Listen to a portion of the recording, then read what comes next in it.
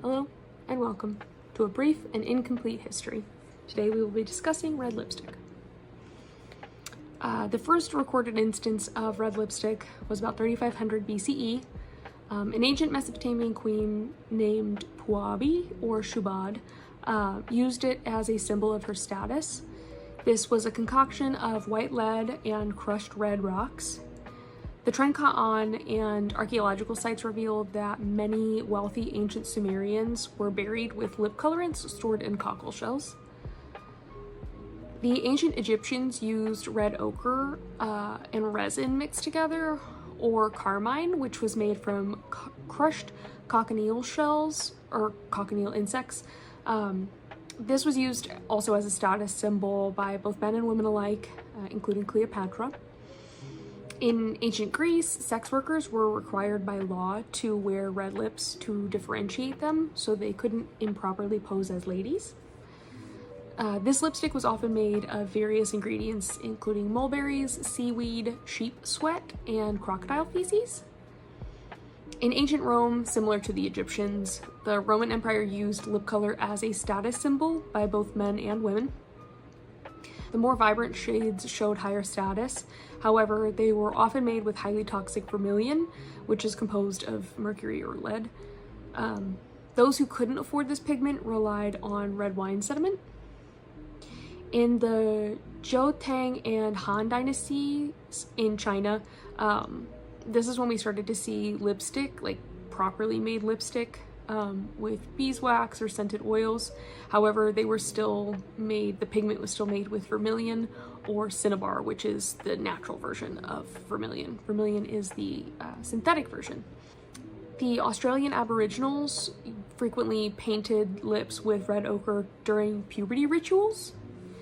In the Middle Ages and medieval times in Europe, the church decreed that makeup was a challenge to God and the work of the devil, so it was scorned. And then we get into the Elizabethan era. Queen Elizabeth was very pale and wore bright red lipstick, which set the beauty standard of that time. The Catholic Church still condemned it, but England had broken from the Catholic Church and Elizabeth was Anglican. She believed that lipstick had magical powers, it could heal people and prevent death. She had a custom recipe that also sparked the trend. It was composed of cochineal, carmine again, gum arabic, egg whites, and fig milk. However, after she died, fears surrounding witchcraft cast their so-called shadow over cosmetics, and all makeup was made illegal, including, of course, red lipstick. In the 18th century, England and many American states, both before and after the Revolution, condemned wearing lipstick. This was done on the basis that it tricked men into marrying women, and women could be tried for witchcraft for such an offense. In France, however, makeup was a sign of class status. Cosmetics were used to show that someone had wealth and was part of the aristocracy, so upper-class women often opted for bold or obvious makeup, such as red lipstick. A natural-looking face was considered the look of prostitutes, since prostitutes were generally very low status and either couldn't afford or didn't have access to makeup. In the Victorian era, in the beginning of the Victorian era, lipstick was seen as a staple, but only for actors and prostitutes. A French actress, however, named Sarah Bernhardt, was known to apply her makeup publicly, which was seen as a seductive process and therefore scandalous. Everyday women, although it was frowned upon, still found subtle ways to redden their lips. They would bite them, suck on lemons, or rub rosy crepe paper or red ribbons on their lips. There were also underground lip rouge societies where women would trade recipes. Guerlain released and sold its first successful cosmetic lipstick around 1870 in France. It was made of castor oil, beeswax, and grapefruit. Before this, lipstick was really only ever made at home, so this was a big deal since it signified a cultural shift towards normalizing lipstick. Then we get to the early 20th century. What is he doing? Of course, despite its popularity in France, it was not acceptable to wear makeup for most American women, with it being reserved for performers and entertainers and the like. It's said that in 1912, Elizabeth Arden took her first trip to Paris, where she observed the fashionable elite, women who attended the opera and theater with cheeks tinted with rouge and lashes lacquered. When she returned to New York, she got to work formulating the first rouges, tinted powders, eyeshadows, and mascara for American women. There was also a Vogue article published suggesting that a discreetly used light rouge may make women look younger and healthier, and soon makeup saw its rise in fashion, with Elizabeth Arden pioneering this industry in America. Actresses like the previously mentioned Sarah Bernhardt and actress Mary Pickford helped with the popularity of red lipstick, but what happened in November of 1912 is what started its solidification in women's culture. Suffragettes in numbers between 15 and 20,000 marched in New York City for their right to vote, and Elizabeth Arden handed out her Venetian lip paste and Venetian Arden lip pencil to suffragettes passing her spa before heading out and marching among them. This inspired women to wear the color as a badge of courage, an emblem of rebellion, defiance, female empowerment, and resilient femininity, finally painting the color in a positive light for the first time since essentially its ancient uses. Though the Venetian color is no longer in production, the Elizabeth Arden shade Red Door Red most closely matches the color worn by the suffragettes and is still available today. Supposedly, the first tubes of lipstick, sliding tubes, were invented by Maurice Levy in 1915, although there are conflicting articles regarding this, including Guerlain claiming to have the first push tube lipstick in 1870. Prior to this, lipstick was either wrapped in paper or applied with a brush. The invention of this helped popularize the product even more so across America and Europe due to its convenience. In the Roaring Twenties, many silent film stars helped increase the popularity of lipstick due to their obvious, exaggerated, or sharply drawn dark lips. This was obviously a time of rebellion, and flappers had their hand in increasing the popularity as well. They rebelled against generations prior, cutting their hair short, wearing knee-length skirts and dresses, and donning heavy, exaggerated makeup. And then in 1933, Vogue declared lipstick the most important cosmetic for women, and despite the Great Depression, sales for lipstick were still growing. And then we get to World War II. Red lipstick had its second bold act of defiance, cementing its place in history during World War II. Adolf Hitler famously hated red lipstick. There was a list of prohibitions for visitors to his country residence, and among them were to avoid excessive makeup, no red lipstick or painted nails.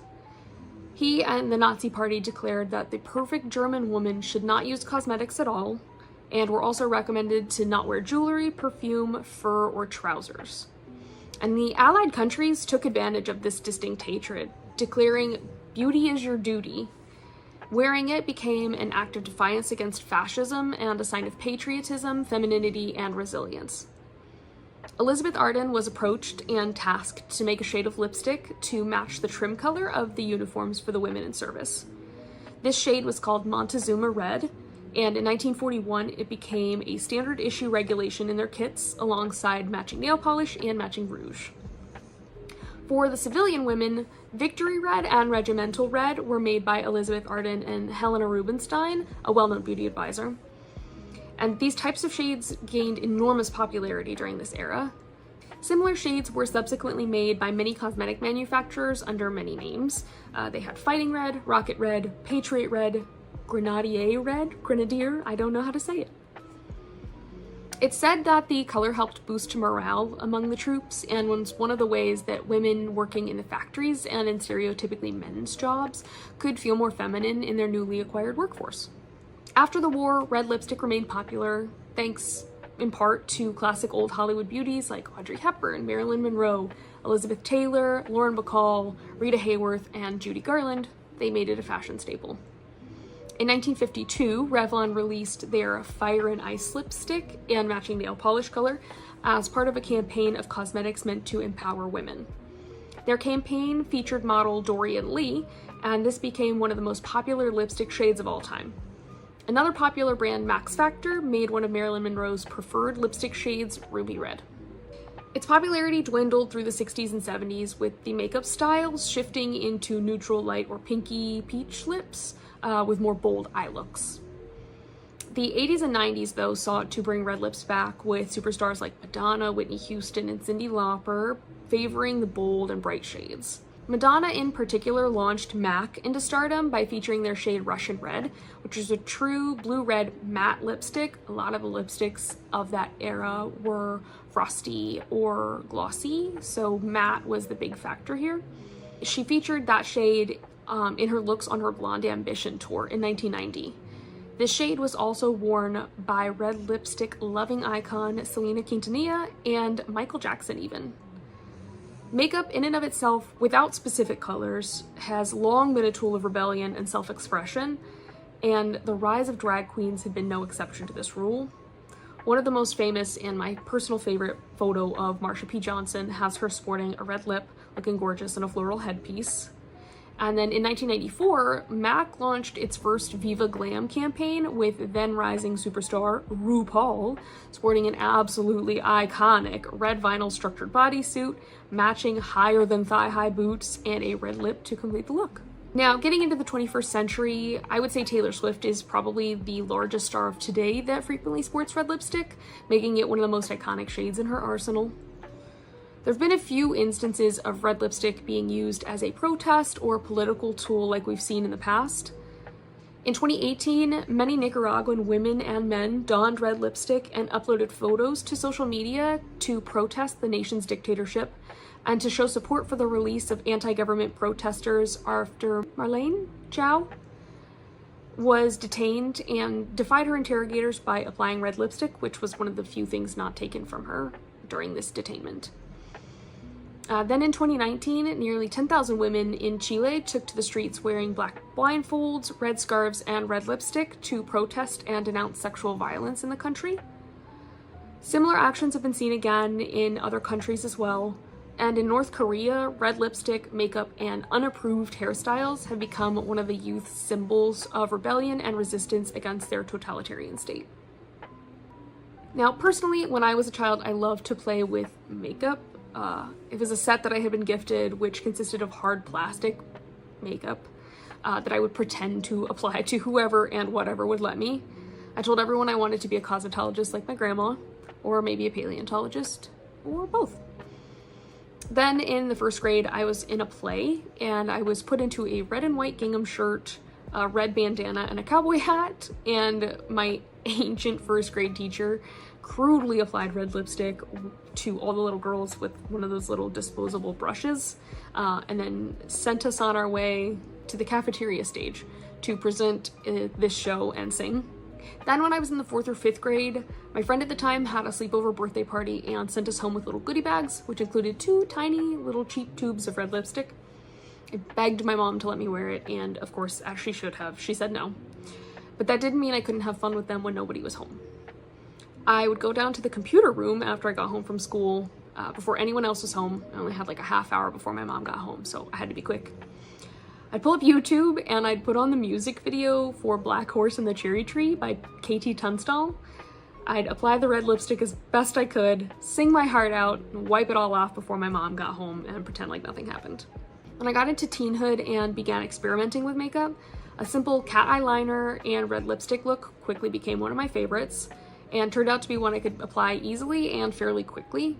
It took me all throughout cosmetology school with that look, and when I graduated and got a job in the beauty industry, I took my first paycheck and got an impromptu tattoo of a tube of red lipstick on my inner arm. At the time, I had no idea the history around the world of the product, just my own history and love of it. I think sometimes tattoos gain more meaning after you get them, and that's absolutely the case here. I wear it and red lipstick itself as a badge of honor, as a symbol of thousands of years and billions of women who came before me, who fought their oppressors with nothing more than sisterhood and perseverance.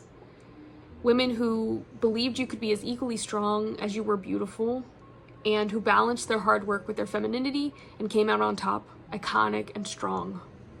I wear this as an eternal middle finger to Hitler and anyone who may try to bring us down again in any way. I stand with you, no matter the color of your skin, what God you do or don't pray to, or who you love. I stand with you, and let red lipstick live on forever.